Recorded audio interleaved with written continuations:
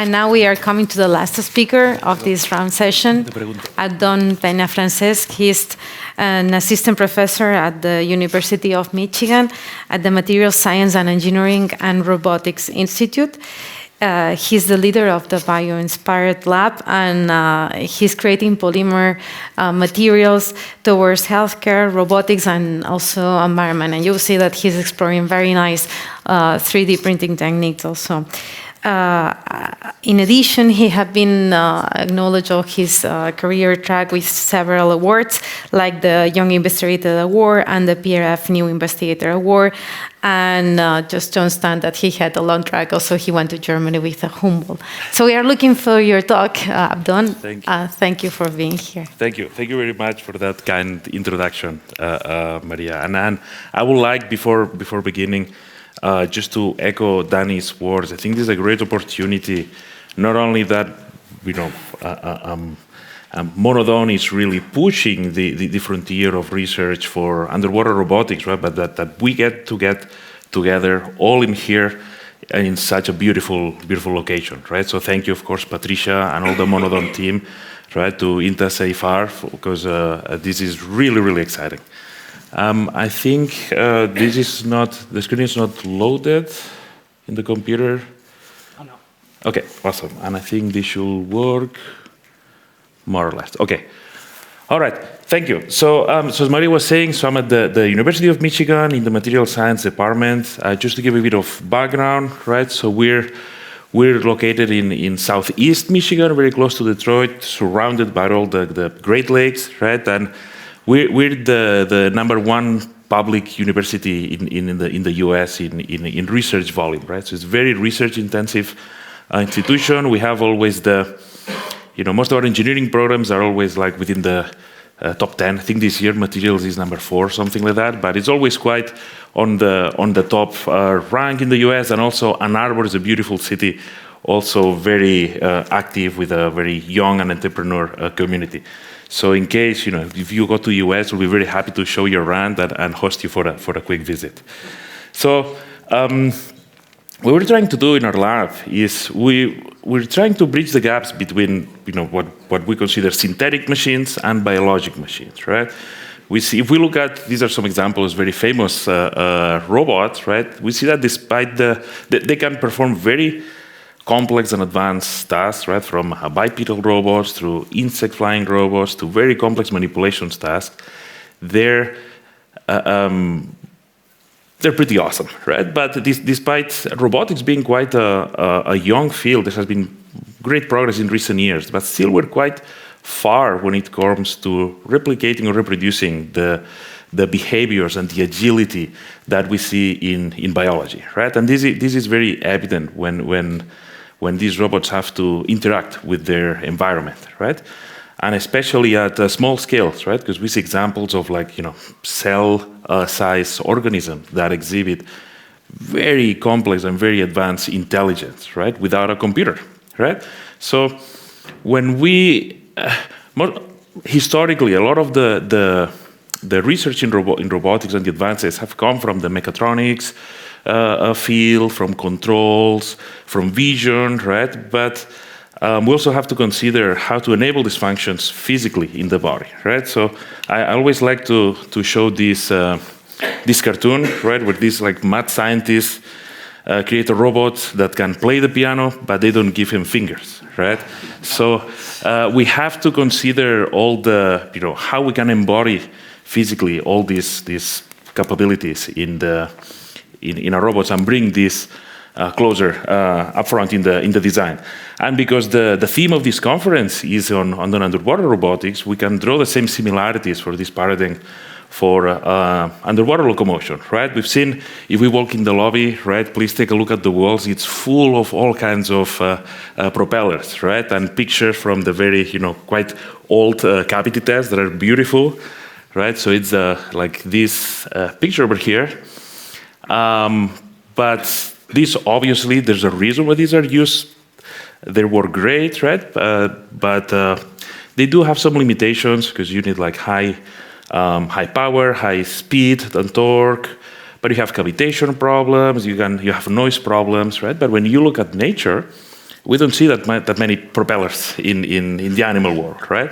So you have developed many crazy mechanisms for swimming in water, right? Going from covering many length scales and also like Reynolds number, many like flow regimes, right? So definitely, and these are like very energy efficient, right? So when we're looking into making robots that can have a very long like battery life or like high autonomy, right? We should try to look to understand the biomechanics of these animals, right? And how we can integrate this in the design of robots.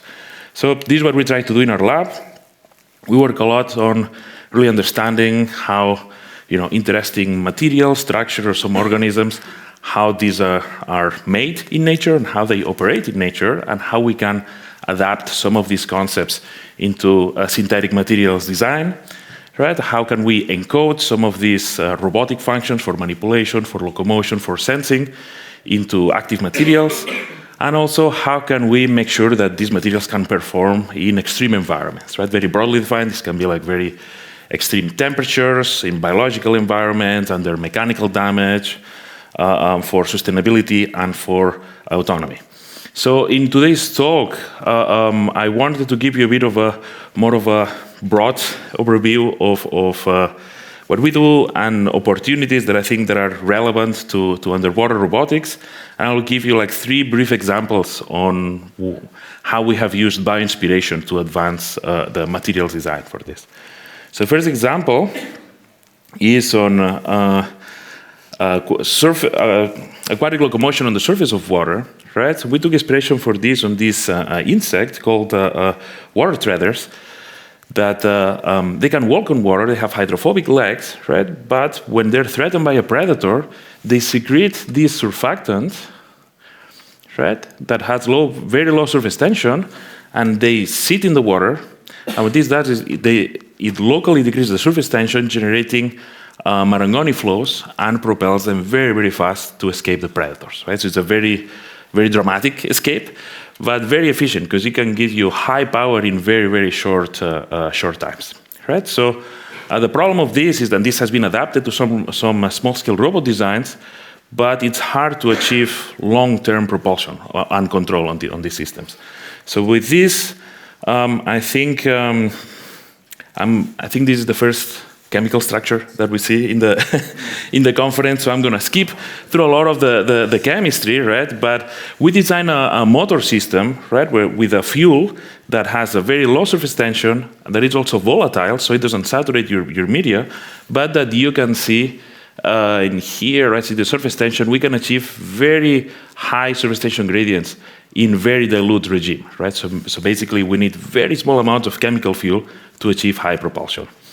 On the other hand, you need a motor to deliver the fuel, right? And we use for this is a biopolymer that has a dynamic nanostructure, right? So basically, we mix these two together, right? We fabricate like films of this motor, and when it comes in contact with water, the fuel is released, and that induces the crystallization on the interface, right? So what this does, it's close the porosity, and it makes the diffusion a bit more difficult, right? So it has like a self-regulating mechanism to release this fuel very, very efficiently. So what we can do with this is this is lifetime of locomotion versus fuel content. You can see that while most of these are in the around 1 minute regime, just checking other type of polymers and materials, you can see that with the combination of these two unique synergistic materials, we can make this work for several hours, right? Which is great, because now you can actually do things with this, right? Because it lasts for long enough.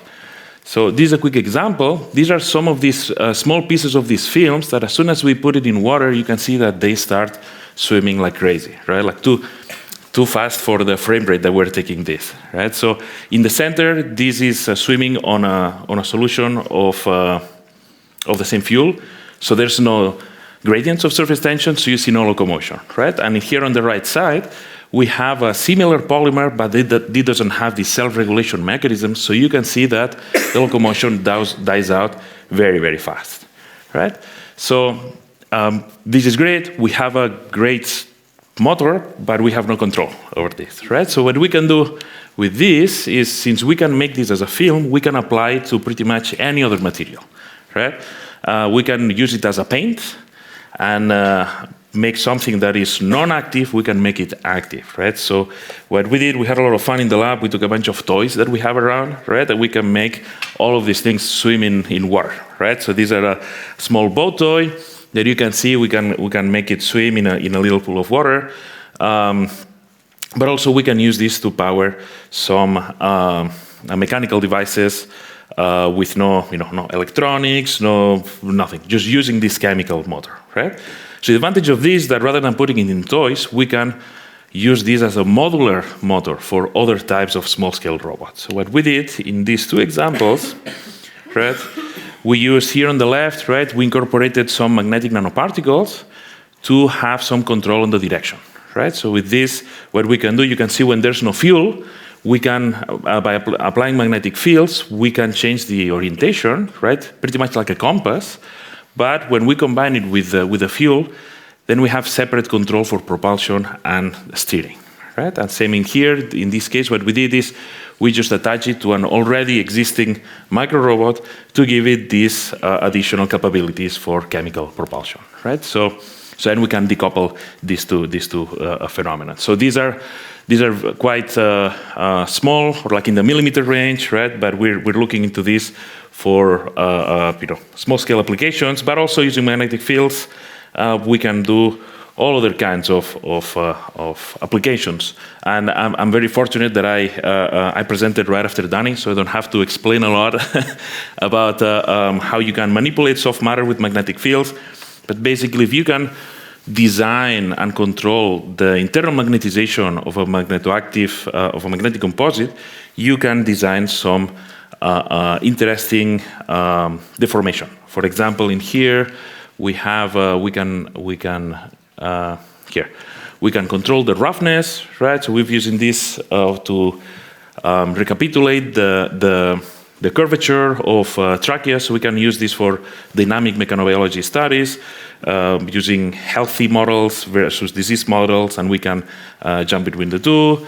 We can control the gait of swimming and walking robots, but also we can design this for very small soft actuators for manipulation, right? So all this is underwater, and you can see that because it's soft, it can really adapt to these like complex geometries, right? So there's a lot of opportunities for soft active materials in designing these actuators.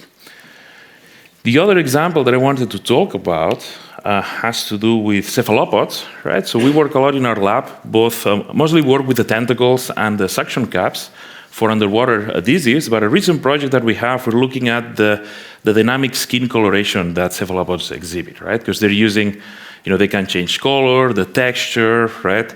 And it's a fascinating, but also very weird system that they have, because they use this to communicate with other squids or octopus for, for mating, for hunting, for all kinds of stuff, right? So that's how they can communicate and show their behavior. And the way this works, right? This is particularly to squids, right?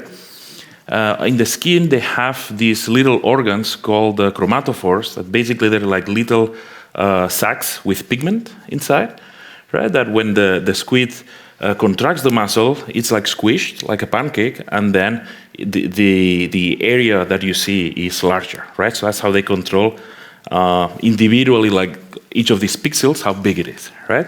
So this is very cool, but of course, having like this level of distributed actuation is quite difficult. But because our background on like particle synthesis and particle engineering, we wanted to try to reproduce this system with particles with the same color and the same size range. And the way we did this thing is having this what we call Janus, right, with two sides or two compartments, Janus particles. One of the sides is white because of has some titanium nanoparticles. The other has these magnetic particles, right? And we did this with my student Zain and our collaborator at UM, Jörg Lahan. And the advantage of this is then, this is a single particle. You can consider this a single pixel. But when you can put a lot of these particles into a single cell to have like these kind of display devices where you can see you have this synchronous switching behavior from similar to the squid, from like brown to white, just with application of a magnetic field, right? So here we show the on and off, right, like two modes of switching. But what was interesting from this, and especially because of our maybe like materials background, is like how can we design these particles to really program some complex behavior or some complex function on this, right? So we can, of course, tune the composition of the magnetic compartment. In this case, this is where we're using neodymium iron boron for magnetic particles, right? We see these have like high remanence. We can also use superparamagnetic particles where the remanence is much lower, and pretty much we can tune the behavior with anything in between, right? And what's cool about this is that you're not only changing the magnetic properties of each particle, but you're changing how the swarm of these particles respond to a field, right? And just to give you an example, with this hybrid system that have both ferromagnetic and superparamagnetic, this is the color state, right? So at very low fields, the cell is white, and you see that as you flip the direction of the field, it just changed to brown, and it's pretty stable, right? However, when you use superparamagnetic particles, when you start in this case, for example, with a low field, it doesn't change color, and when you switch, it goes to brown at low fields, but if you continue going, it reverses back to white, which is a problem, right? But it's also very cool, because these instabilities can give us some new tools to engineer and to design new functions. So what we've done is we've used these different responses to selectively magnetize and selectively actuate some individual particles. So instead of having this homogeneous on and off global behavior, we can then use this to show and display some different messages, right? Could be like some drawings, some text, some a QR code, right? If you can program the field that you use to read for this, right? And the main advantage of this is that just beyond just displaying some information, you can leverage these instabilities to generate some non-volatile or semi-volatile memory in here, right? And what that allows you to do is to have some encryption properties for this. For example, you need to use the combined effect of two different fields, right? Like an encryption field and a reading field, to really decode some of the patterns that you can see in here, right? So especially for, not only for display, but for encryption and for applications as a, physical non-clonable function system, these are areas that we're very, very excited to explore. And again, this all comes from really studying the skin of squids. The third and last example that I wanted to show you is on marine fouling, right? And this is a very interesting problem, because for many years it seems we cannot get rid of it, right? We've seen in yesterday and throughout today, right, that the ocean is a very can be a very hostile environment, right? And we have many problems. There's no light. You cannot just throw a cable to your robot. Communications are a big challenge, right? But what we haven't talked about, right, is that in addition to all of this, it's full of marine organisms that they will just stick to everything, right? Things like, typically the way this starts is like there's some proteins, some spores, some bacteria that will attach to your surface, and that over time, over like even days, it grows into a biofilm of bacteria, right? That will really stick to your whether it's the hull of your ship, offshore platform, any infrastructure and assets that you have in the water, right? And this biofilm is the initiation spots for large, like we call macrofoulants, things like barnacles, mussels, like all kinds of crustaceans and algae, right? And the main problem of this is, sure, you can, there's an associated cost, you can clean them, right? But and scrape them off, but that means that of course you have to take your ships out of circulation. It has also high costs for maintenance, but also while the ship is running, this kills your performance, right? Because there's so many, centuries, right, of ship design to have like a very optimized hull for drag reduction, right? And the performance just tanks as soon as you have these biofilms in there, right? So this has huge costs in not only the amount of fuel that is used to overcome this problem, but also this comes with a huge CO2 emissions associated from burning this fuel, right? And for example, I remember Professor Rafael Garcia yesterday was giving a beautiful talk on neuromorphic computing, and in all it's a very clever approach, right, on how using neuromorphic vision, he can really reduce the computation time to extend the battery life of your robots, right? Which I really enjoyed. Thank you. This is something similar, right? We have to consider how energy is managed at the systems level, right?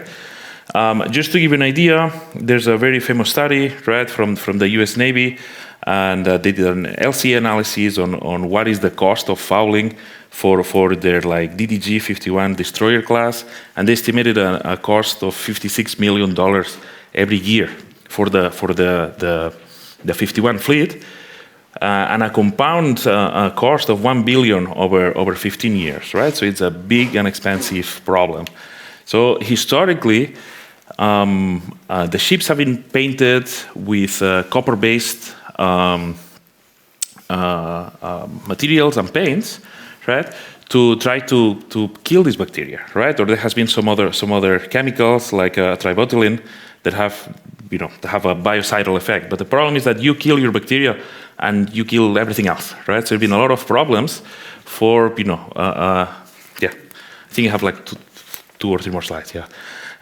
So it's just a problem from an biopreservation perspective. So that's why these have been banned and are heavily regulated, but also this brings new opportunities for the design of new environmentally safe and bio-inspired solutions. And that's what we're trying to do, right? Work on bio-inspired deuterionic polymers that are inspired on protein amino acids. Basically, these polymers, they have both positive and negative charges, right? But they're distributed in such a way that the global charge is zero. And what this does is it has a very strong interaction with water, and it creates like a protective hydration layer that keeps these foulants away. So we do a lot of chemistry and polymer synthesis in our lab to design new materials for 3D printing, for coatings, right? And one of the examples I wanted to show is how we can functionalize silicon elastomers that are used as a paint and protective coating, basically, and it's hard to functionalize, right? So in this case, we use this, we have like a multi-layer approach using dopamine, using a linker, and then using this, in this case, it was sulfobetaine, right? To have like this sandwich, right? With a top layer using this deuterionic polymer. And you can see in here, this is a PDMS, right? You can, cultured with fluorescent bacteria. You can see that this is gross, it's disgusting, right? We have this thick biofilm. In our coated elastomers, you can still see that there are some bacteria, but they're not forming a biofilm, right? So this is easy to remove, and you can see in here, in this video, on the left, again, you have the your standard PDMS. You can see that there's this like mucus that you cannot get rid of, right? Well, in our case, in the same conditions, we don't have it, and you can easily rinse it off. So this is quite scalable. We just don't have, we don't have a 200 and 300, facilities like we have in here to do large-scale testing. So we have been exploring application on this in microrobotics, but also in medical devices, right? So working with our collaborator, Roberta Ishido, we use this thing in urinary catheters, because this is a big problem. Typically, urine is also a nasty media, and is a device that is very prone to bacterial colonization and infection. So it's a big problem in hospitals, right? So as you can see in here, when we compare it with the commercial catheters, you can see here that we see, what is this in here? We see a biofilm growing in here, right? Well, with our catheter, we don't. And when we quantitatively analyze the performance, so in here, the gray this is bacterial colonization, like colony density. Gray is commercial catheter, ours is yellow. These green ones are antimicrobial catheters that typically they're coated with silver or some like biocidal chemical.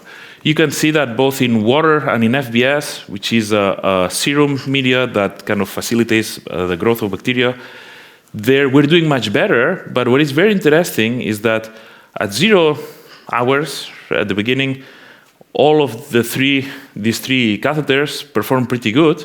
But as time goes by, these antimicrobial catheters, they lose their efficacy, right? Because the bacteria attach, right? These silver ions, right, similar to what the traditional copper does, they're killing the bacteria. But when the next bacteria comes, they find a nice bed of dead bacteria, so they can attach and keep growing, right? So with this bioinspired approach, we can just prevent the adhesion to begin with, right? So then just preventing the problem before any of these starts. So I'm quite excited for this, and I don't have time to show, but we're using this also for other applications, for icing, for extreme cold weather, and also for microrobotics that can biointerface with the immune system much better. And with this, I would like to wrap up, just a brief summary, right? So we've seen how we can take inspiration to design self-propelled small-scale robots from aquatic insects. We've seen how we can use particle-based metamaterials to design squid-inspired, kind of like a squid skin-inspired display system with very advanced functions, but also the opportunities for these bioinspired polymers for not only preventing bacterial adhesion and infection in medical devices, but also to solve problems very relevant to not only underwater robotics, right, but marine fouling in general, because the underlying physics and chemistry is exactly the same, right? So we're very excited about this.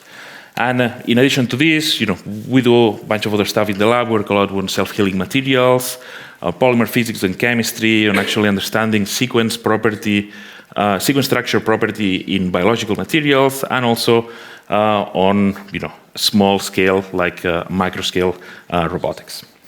And with this, I'd like to thank, of course, our lab members. It's the best part of the job, right? To get to work and collaborate with all these cool people, and particularly support from, of course, from Monodon, but also from DARPA and the US Navy for the anti-biofouling work.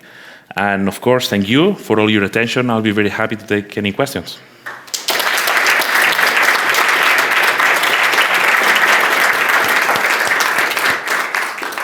Thank you. Thanks, Abdon. There's one question there. Okay, Adon, that was really nice presentation. I really love because hard to see a bit. Yeah, okay, thank you. I love this subject and how it could apply in bioinspired robots. You told at the beginning that the problem of most of the systems that we saw underwater are that propellers normally are no steel, so you can detect. Most of submarines and all these devices are detected, and they are like most of the other armies know where they are and all these things. So my question is, two main applications. The first one is you see suitable to implement it like in a fish tip. Mm-hmm. This was the first one. If also maybe in gliders ones that using as a surface control. Mm-hmm. Maybe if that's enough to your prototype to move, talking about the cantilever being a device. Depend on the length scale, right, of your vehicle, right? If we're talking submarines, that are pretty big, right? But yeah, I think we're having some projects where we're trying to develop this reducing drag in the propellers actually, and also using this anti-fouling to also reduce noise, right? Because at the end of the day, this increased drag resistance, reduced drag resistance will generate also noise, right? So there's many different things that we can do to improve this, right? But I agree, having like less actuation frequency, right, will of course reduce your noise, and you don't have cavitation, but then probably you might be also slower, right? So I think there's there's no like a one solution for every vehicle, right? I think so. That's gonna depend on what you want to use it for, I think. But yeah. And for bioinspired fish tip, how you will implement, or you think? Yeah, well, that I don't know. Again, depends on. I think it was. We've seen some examples in here, right? So for fish, the problem for that is you need to build the all the control systems in there as well, right? So again, that depends on the length scale of your vehicle, right? And how big we're talking about. Yeah, thanks. Hi, excellent presentation. I have a question regarding the dynamic displays. So if you compare it to the traditional e-ink displays, what are the main advantages of your system? Yes. Maybe in terms of like the speed of the flipping of the capsules, or the lowered ghosting. Yeah. So how would you comment on this? So as a display, right, if you look in terms of resolution, it's not the greatest. Right, because we need you have a writing resolution and reading resolution that we're limited not only to the particle size, but also on how small can you control your field, right? But in many of the other functions, the main advantage of this is that you require no electronics, right? This has depending on the type of particles you have, you can have semi-volatile or non-volatile memory. I had slides on this, but I took it away because I was going to go over for too long, so I'm regretting that right now. But basically, the exciting part of it, and this is flexible, right? So literally, it's just a sticker that you can have, and you can use, once you program it, you can use it with a magnet from your fridge, for example, right? But the main advantage of this is that even if you can write something, right, whatever information you may want to see, you can erase it, right? And then apply just a homogeneous field, and that is still stored in there, right? So I think we're exploring this. We cannot compete with just with the TV, for example, right? Not even going for e-ink, right? But we're trying to look for applications where deployability is important, flexibility, and reconfiguration, because that's something where all the other technology cannot perform well. But yeah, but a good question. Yeah. Maybe you were a reviewer for the paper, because they they asked precisely this. Yeah, thanks.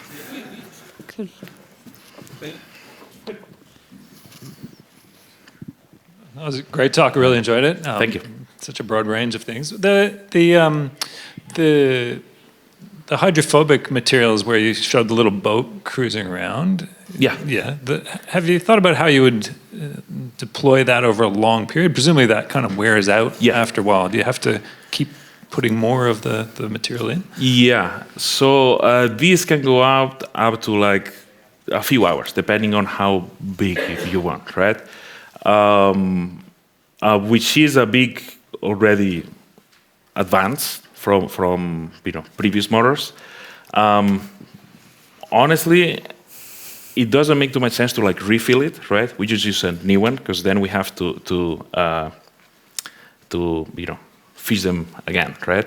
But we're trying to explore to use these for like a one-time delivery thing. For example, for environmental remediation, you can use it to capture like oil from the surface of a polluted something. You just spread everything, and that swimming can facilitate the mixing, right? And just for one simple particle, you can then just collect more, right? And for drug delivery as well, right? For applications where you have that air-water interface, like for the stomach and things like this. So in those cases, over time you can program how they can biodegrade in your stomach, for example. So then it just like dissolves in there. So I don't think this is the best way to have like a prolonged, operation, right? But rather shorter lifetimes, right? But you can have like many thousands of these all together, like operating as a swarm. Yeah. In the same line, yeah. Have you tried them as a swarms? So when you activate many of them in the same fields, what's happening? It just difficult. They cluster, they repel. It depends, right? So it's very interesting because you have a lot of weird physics. I mean, it's not weird. It's just we don't understand it. Yeah. Right? Because what you have there is because on one hand, it's a very nice platform to study active matter, right? Because everything is happening on the same plane, right? But you have some physical interactions, right? From just even if you have two different particles, right? Depending on their surface properties, they can attach or not. Depending on their geometry, you can have some, concave or convex geometries. They can cluster differently, but also you have a chemical effect, right? Because as they release the fuel, right? When the next particle comes, also, that gradient is smaller, right? So we see some kind of like predator-prey behavior. Yeah, that's what I was going. It would be very nice to see complex assembly while they are moving. It is, but that is echoing what Danny was saying earlier, right? We need to have a good understanding first. We're collaborating, or we're trying to, because we're both busy and we're slow, right? So we have a great team of soft active matter physicists in Michigan, like Sharon Glotzer and Nick Kotov, that they really work on simulating self-assembly and this kind of like dissipative systems. It's just hard. No, that's we just throw it. There's cool behavior, but we don't have control over it yet. But yeah, that's a very cool. Very interesting question. Thank you. Well, at the end, thank you very much to you and to all the speakers of these sessions. I think that I can join the others saying that we really enjoy all the discussions and all the overview that you gave about your research, and I think that we should thank them all once again to close the session. Thank you. Thank you.